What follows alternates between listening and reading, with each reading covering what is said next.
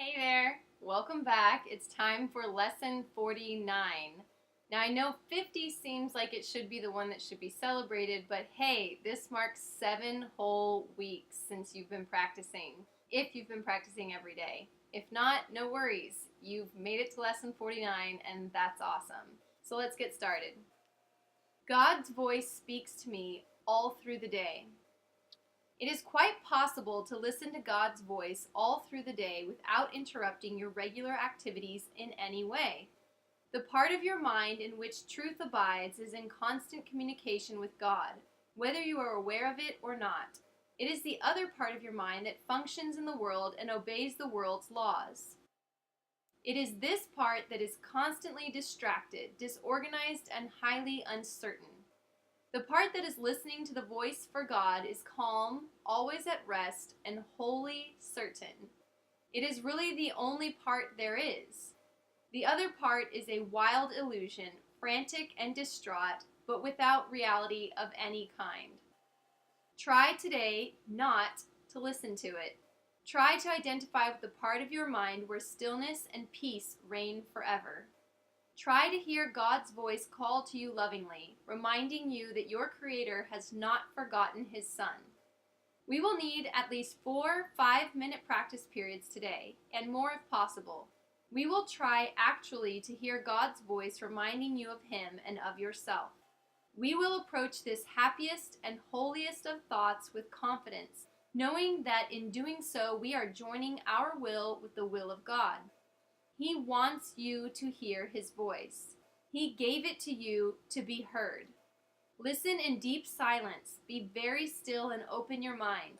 Go past all the raucous shrieks and sick imaginings that cover your real thoughts and obscure your eternal link with God.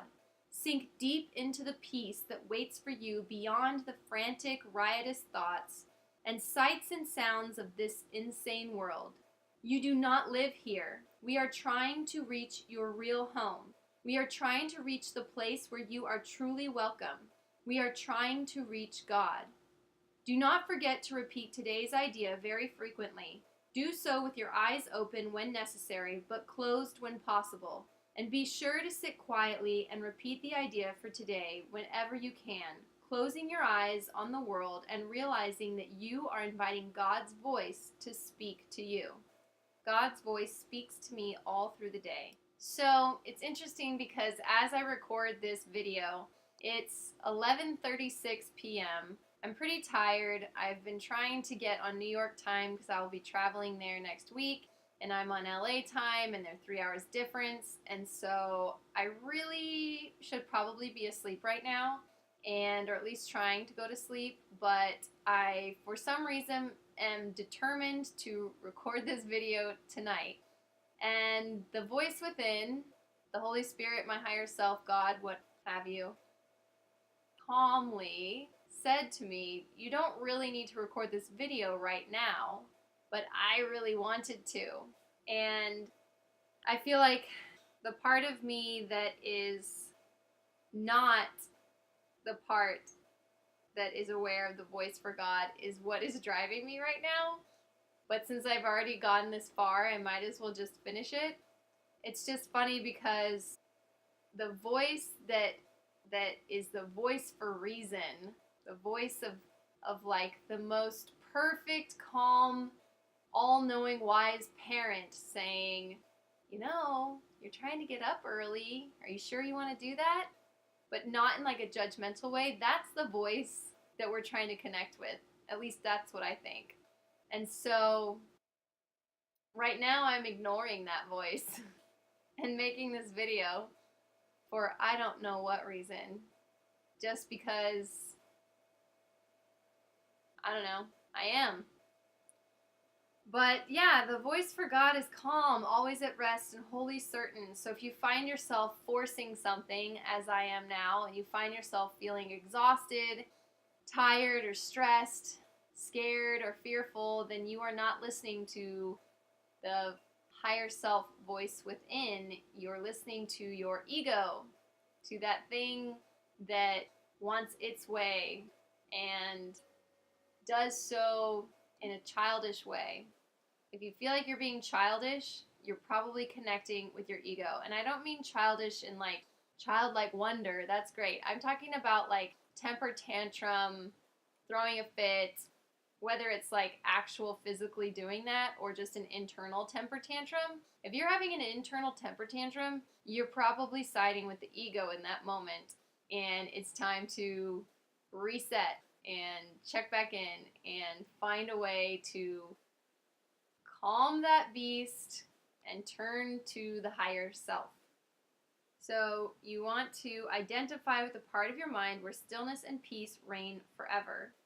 There is a part in there. No matter how much rage you may have towards certain things or how much frustration you have, if you can get still or at least quiet your mind, you can find a peaceful place, and that peaceful place is where clarity comes and where answers that work in a effortless way will come about. But if you're trying to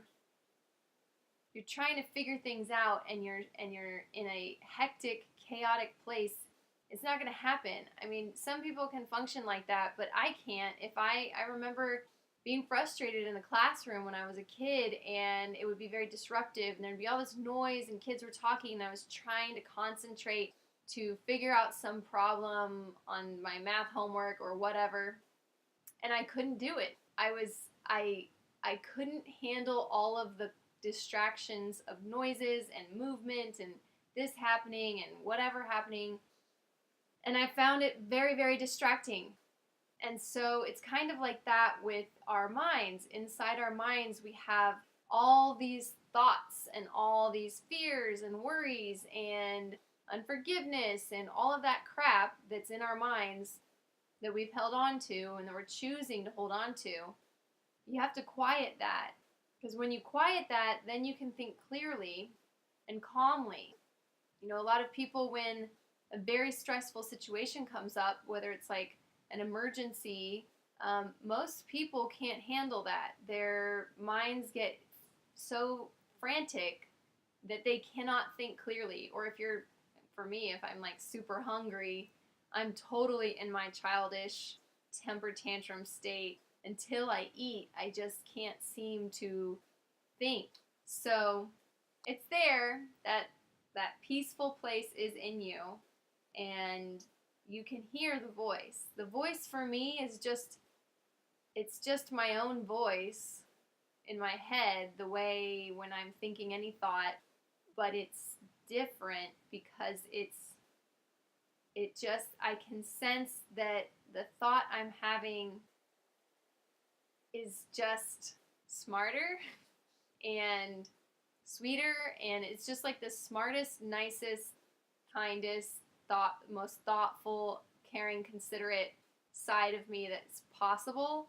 That's the voice that I hear, and I know that when I hear that, I know it's my higher self, and I feel a peace. I feel calm and peaceful when I hear that thought. And I don't mean hear it in my ears. It's, everybody thinks in their head, right? I don't know. I've never actually talked to someone about that. Maybe I should. So we approach this happiest and holiest of thoughts with confidence, knowing that in doing so, we are joining our will with the will of God. So approach today's exercise with complete confidence that you will be successful, no matter how small your success is. It is a step in the right direction, and it is a good and beautiful thing to do. Anything you can do to help yourself find that peace is worthwhile, even if it's a tiny step. Okay? So I'm going to make myself go to sleep now, because now it's 11:43, and I'm tired. So I hope you have a fantastic day or evening, whatever time of day it is that you're watching this. And I will see you tomorrow for lesson 50. All right. Okay. Take care.